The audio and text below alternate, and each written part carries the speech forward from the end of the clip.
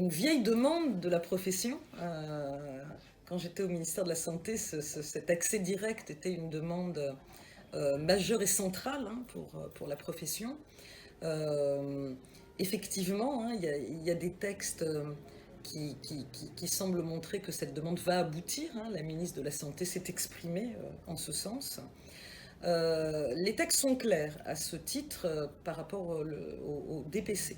À partir du moment où une profession de santé obtient de nouvelles compétences qui sont inscrites dans son décret de compétences et dans les textes, le DPC intervient en soutien pour permettre à tous les professionnels qui ont été formés avant cette nouvelle compétence de l'acquérir par le biais de la formation continue ou de l'évaluation des pratiques.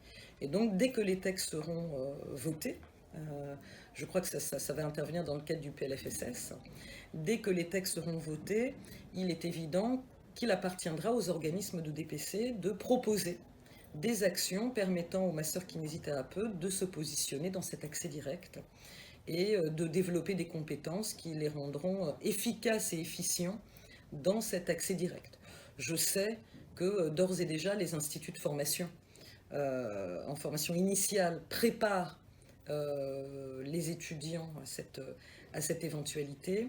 Il faudra que le DPC soutienne la façon dont l'ensemble des masseurs kinésithérapeutes, à la fois salariés et libéraux, pourront se positionner sur ces nouvelles compétences. On l'a fait déjà, pour vous donner un exemple, hein.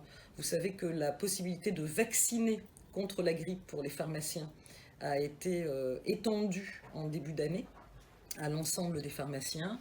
Et depuis 2 ans et demi, le DPC soutient, par des actions de formation régulières, le déploiement de la capacité de vacciner pour les pharmaciens. Il en sera de même pour les masseurs kinésithérapeutes.